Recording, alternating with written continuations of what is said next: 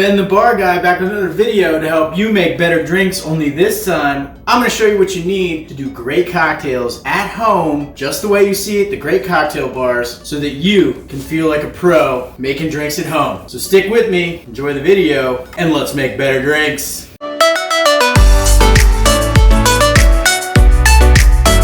Ben the Bar Guy back with another video to help you make drinks, only this time we're doing it at home. This is going to be what you need at home at your home bar for making great cocktails. This is really going to be focused on cocktails, and it's going to be focused on cocktails done with big ice and how you're going to need to prepare your bar at home for those type of cocktails. And it's going to be mostly classic cocktails. Let's get started. First off, I have some personal announcements. As we've said in previous videos, I'm no longer at Reliable Tavern, which is a good thing. I passed it on to Lester. If you guys want to see that video, check it out up here. Lester's going to be a great general manager of Reliable Tavern. I have moved back home to my original home, Ohio, and that's where I'm at today, shooting at home. My studio is going to be in my kitchen for a little while. I hope you guys are cool with it until I open up my own bar. There will be some videos regarding that in the future, more news to come, but in the meantime, you'll see me in this kitchen probably making a few videos, and what better video to make than what you need in your home bar to make great cocktails like the pros. We're gonna go over the equipment you need first, and I always like to carry my tools in a single bag, everything I need. And when I was bartending out in New York City, a lot of bartenders had multiple jobs at multiple bars, and they needed to carry their tools from one place to the other. So what I did was design this bag and a company called Gilded the Golden. This is what I keep my tools in. When it comes to tools, first thing you're gonna wanna get are some jiggers. I like the honeycomb jigger. The link is in the description. This is a jigger with all the measurements you need on the inside, and it goes from 1/2 ounce all the way up to 2.5 ounces full to the top. It's a convenient jigger if you have to bartend really fast, because oftentimes have to do 2-ounce pours, and 2-ounce pours don't come to the top, so you won't spill as much because you're filling to a line underneath the top. The other thing that's very convenient is this little 3/4 measure on the bottom. For old fashioned, sometimes you need 3/4 or even less, and this is a very easy, learnable cup for sugar amounts that are small, or any sort of additives like Fernet Branca or absinthe, any sort of strong liqueur that comes in small amounts. Learning this little bottom cup is super convenient. So this is a jigger that works very well. It's also extremely cost efficient. These are inexpensive. It's a great jigger. Other jiggers, I always like the Cocktail Kingdom jigger. I called it the last jigger I'd ever need to own. It's a very cool jigger with all the measurements on the inside. It goes 1/2, 3/4, 1 on this side, and it goes 1.5, 2 on this side. I also have an antique jigger. I like the handles on these. They're really cool. This was a sterling silver. I would shine it up if I wanted to actually use it, but this is kind of neat. I think if you bartended with this, it would be pretty gangster. And then this is the Leopold Cocktail Kingdom jigger, and all this stuff is linked in the description, guys. 2 ounces to the top, so you have to be careful when you jigger with it, but it's elegant, it's small, it's easy to flip in your hand, much easier than the other ones. It is a beautiful jigger. I love it. You can get it in different colors, copper even. It has all the measurements you need. The next thing you're going to want to go out and get is a Y peeler. You're going to make a lot of peels if you're making classic cocktails, and Y peelers are really important because they make long, beautiful square peels, and you can go a little pinch, get the oils on your drinks. A wine key. Guys, this is important. Double hinge. Always a double hinge. That means you got a little bridge right here and another one here. Sometimes this hinge is also hinged because when you're getting the wine cork out, you can reposition it once and twice, and then you have the ability to not break the cork as you pull it out. You always want foil cutter on the back. I find the larger the better. This one's a little small, but it does the trick. And then you want a corkscrew, hopefully very sharp pointed. Do not have this goofy thing right here. I make friends, we have great conversation, they pull out one of these, I go find new friends. It's just goofy. What is this? Teach yourself something. Go out and learn how to use this thing. It's what all the professionals use. Don't pull that thing out. Moving on. You're gonna need tins, and you're gonna need a stirring glass. Tins. I'm gonna need as many as 5 tins if I'm really making rounds for a party or something, but for me, on a regular basis, I'm gonna keep about 2 tins. They're also linked in the description below. Do you need a stirring glass? I have this one. I like it because it has a little spout. That's convenient, but Cocktail Kingdom crystal ones as well. You could also just stir in a pint glass. Don't be ashamed to pull out a beer glass, use that for your stirring, but you want something that's glass. Next, you're gonna wanna have a Hawthorne strainer. A Hawthorne is a springed strainer. Preferably the string is really tight here. I like to buy a number of different Hawthornes, but sometimes if the spring isn't very tight, I will double the spring. I don't know if you guys can see that, but that is 2 springs tucked into one Hawthorne, where this is just one. And the reasons for that is it catches more ice that's been shaken. So I would use this if I was at a house party, bartending a house party, and I had bad ice, I didn't have great ice, I would use this double spring to kind of get more of the little chunks out of the drink, rather than use double strainer. You guys want to check out my video on double straining, whether you need it or not. We get more into that. When you use them, you're going to want to close the gate. Don't strain like this, where there's a gap here. You want to use your finger and push down so it seals, and then you're gonna get fangs when you strain. Very important for getting proper texture top of your drink. Nice and frothy, but without ice and without big pieces of pulp from the citrus you're using. You're also gonna want julep strainer. A lot of people don't understand why this is called a julep strainer. In the old days, the julep was a drink made with small ice cubes or even crushed ice or shaved ice, and Americans' teeth back then, without dentists being prevalent, were very, very sensitive to the cold. So you would put this on top of your drink and you would drink keeping the ice off of your teeth. So it became synonymous with the julep to have a julep strainer. However, we've now gotten to the point where we use julep strainers on our stirring after we've stirred a drink to then strain off of ice for Manhattans and martinis. So you're gonna need one of those. Moving on, you're gonna want a muddler no matter what, guys. It's just essential. Don't leave it out. Something that's either wooden or neutral, maybe metal, food grade plastic, something that you can muddle fruit with, things like mint, things like berries. This was a friend of mine, gave me a very cool wand.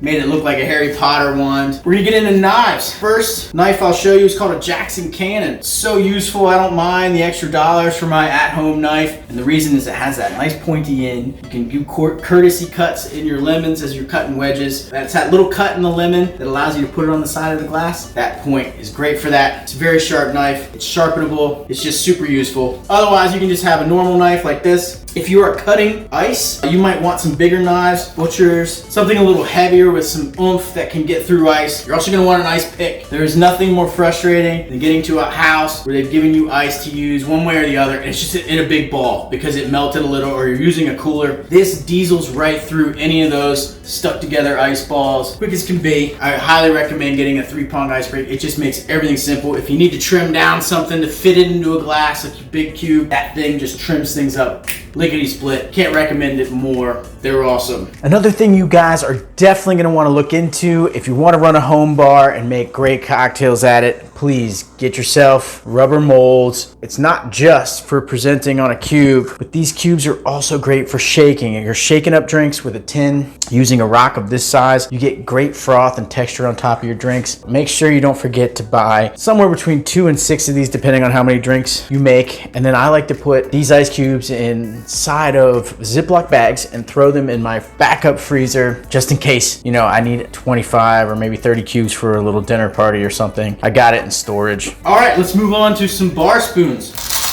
There's a couple aspects of spoons that you're really gonna wanna look into. The first is you're gonna want a paddle on the back of your bar spoon. I love this paddle because it gets in around big cubes when I'm stirring in a glass. So if I have a big rock that came from a mold and I'm stirring in a glass, I need to slide it in there. This is great for that. Highly recommend a spoon like this. Otherwise, stirring regularly is a piece of cake. Another thing you may look into for bar spoons is a flat bottom. And that is another way of muddling. So if you don't have a muddler, this is a good backup. It's not quite as good, but most things you don't need to muddle as hard as people sometimes think. So this will come in a pinch. But more importantly, if you're using sugar cubes for old fashions or any other drink, if you press down on a bittered cube or a slightly wet cube, it will just smash, and then you can make a little paste out of it, flip the spoon over, and now you're making your old fashioned and stirring it with the same tool. The other option is a pitchfork or trident spoon. They're very cool looking, but they don't function too well except to stab you when you're bartending. So I don't really like them that much, but the idea is you can stab your garnish and pick them up and you can reach them. I'm not stabbing any garnish, I'm just gonna use my hands. So you'll see all this Cocktail Kingdom, link in the description below. Another thing I might have, guys, on me at all times is a little scale, because making syrups like simple syrup, you want to make sure it's by weight. To be perfectly accurate, you may want to keep a scale with you. This is a handheld juicer. It's always good to have a backup, because if you don't have juice, you can't make a ton of cocktails. So I always keep it in this back pocket here just in case, along with my computer if I need to bring it. But the juicer is essential. Now, ideally, you can purchase a serious juicer like this one. This is the Hamilton Beach. I'm not sure if they make this exact model anymore, but Hamilton Beach makes tons of juicers. And as you can see, this is a press juicer, which means that the juice doesn't hit the outside of the peels, which is nice. You don't want the bitterness on most juices. All right, guys, let's move on to glassware you're gonna need in order to make all the different styles of drink. First off, let's start with what you're gonna need just for the service. For your syrups and your juices, I like these little carafes. They're a bit pricey, but they're heavy duty. You can wash them in the dishwasher. They don't break. They have a little pour spout that makes everything accurate. I highly recommend getting these. I'll put the link in the description. Rocks glasses. You're gonna need two different kinds of sizes, ideally. One would be for your old fashions or maybe just neat pours of whiskey. They're gonna be a little smaller. This is 12 ounces, but what I mean smaller is it looks good to have just a few ounces of liquid in the bottom of this. But you're also gonna have 3-ounce cocktails like Negronis to make, or Manhattans down on a rock. And for that, you're gonna need a bigger glass. You can see these are two very different size glasses. This allows you to get a big rock in there and really get the wash line a little higher on a 3-ounce pour cocktail like a Negroni. You're gonna want some up glasses. You can't just have one size of cocktail glass for up drinks. And by up, I mean up in a glass like this, a coupe. The reason is that not all these drinks are the same size. Just like the rocks glasses that are for more neat pours that are 2 ounces up to 3 ounces, you're gonna have different wash lines on your glass. So I recommend having at least 3 different sizes. The first is a stirred drink. Now this is a pretty deep coupe. It's called a Leopold. And this coupe, the wash line on the Manhattan probably will come up a little low on this, but it wouldn't be the end of the world. But daiquiris would fit fantastically in here. Daiquiris tend to have a little more volume when they're finished than a stirred drink like a Manhattan up would. But then you're gonna need a bigger one. You're gonna need a bigger one for 2 reasons. One, from time to time, you're gonna use egg whites, and other times, you're gonna use champagne. So these glasses here are big enough to maintain all of that liquid, and they're much bigger drinks. So you're gonna need to get at least 3 different up glasses to do drinks right. Other things you may want to get are, if you have great fine whiskey, you may want to buy, these are called Glencairn glasses. They are great for nosing spirits. I highly recommend them. I'm obviously drinking out of it right now. Last but not least, we're gonna talk about some spirits you need for your base cocktails, kind of all around spirits that you can use in a bunch of different drinks. The first I would start off with is gin. You certainly can use any type of London dry gin. London dry style is that pine tree type of gin. It's great in cocktails because the aromatics are sharp. The gin is very dry. There's also Old Tom gin. If you run across that, that is sweetened gin. It's delicious. I highly recommend it. You're gonna want rum, probably a white rum for classic daiquiris or any number of tropical drinks. I like aged rum as well. So I always have both of those on my bar at all times. A tequila of some sort,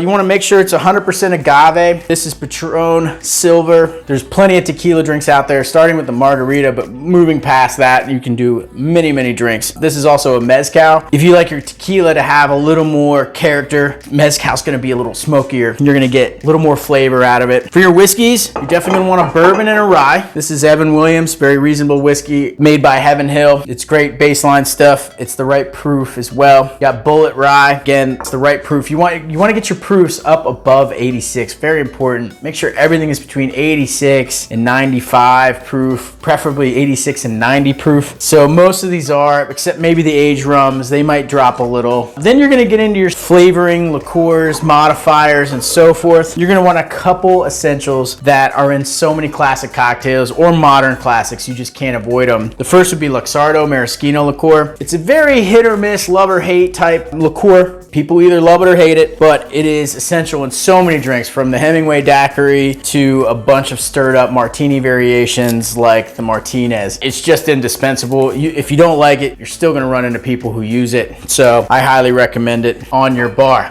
Aperol is really a bartender ketchup. It is a little bit sweeter and not quite as bitter as Campari. It's great for spritzes. It's great for just something interesting on a cocktail. Beginner home bartenders can find something to do with this. It is such a versatile modifier. I recommend it. It's just easy to use. Don't go overboard with it. Use half an ounce, maybe an ounce here or there. You'll get hooked on it. Aperol's older brother and more sophisticated brother is Campari. It is very bitter, and it is another love or hate relationship. People are very, very hot or cold on Campari. It's just very, very bitter, but it is in essential drinks like the Negroni. So you just simply have to have it. Go get a bottle, even if you don't drink it. Someday I'm coming over to your house and I'm ordering a Negroni. It's also in many, many other classic drinks, so do not leave Campari off your bar. I recommend having Benedictine as well. It's in so many stirred drinks. It's a great little thing to play with. It is made by Silent Order monks of the Benedictine order in France. Their recipe is, of course, secret. About 150 different ingredients. It is akin to chartreuse. If you can find chartreuse, it is very expensive. I don't currently have it on my home bar, but I also would have that if I could. It's being a little difficult to find right now. Green and yellow chartreuse, I would have on my bar if I can at all times.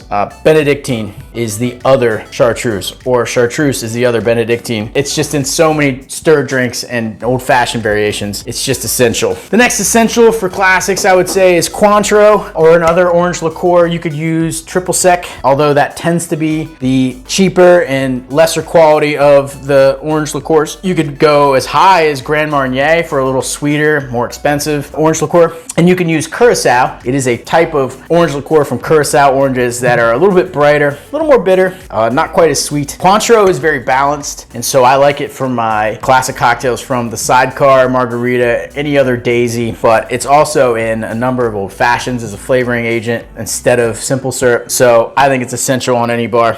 And last, another bartender ketchup, Saint Germain. It's just become such a great product to have. It is easy to use. It balances a lot like simple syrup does, so you don't have to change your specs that much to get a balanced drink out of it if you just substitute this for simple. And people will love your drinks made with it. It will lead, like all bartender ketchups, to you overusing it though, so I don't want to come to your house and just be drinking Saint Germain all day, all right? So like, just, you know, have a couple really good drinks in the bag, then move on. Put the Saint Germain down. Put it down, all right? Seriously.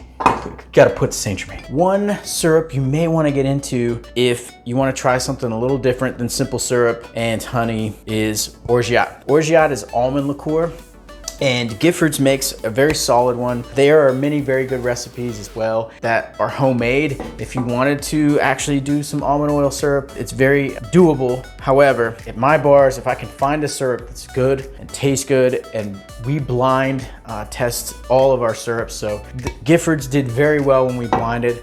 In trainings with my bartenders, we'd like to make life easier on ourselves and not make syrups if we have a good one. So that's one that I think is pretty solid, Gifford's. It goes in lots of classic cocktails that are worth making. Everything from the Mai Tai to a drink that I'm making in a video called the Infante. If you want to check that video up, I'll have it up here. But yeah, guys, that's it. That's really what you need. The essentials on your bar. That's what's going to keep you rolling when you have people over. You want to impress them. I think you guys are in good shape if you have these tools. Let me know what you think in the comments. Did I leave something out? What did I miss? What basics am I missing? And as always, love you, mean it. Try fast, take chances, and to better drinks.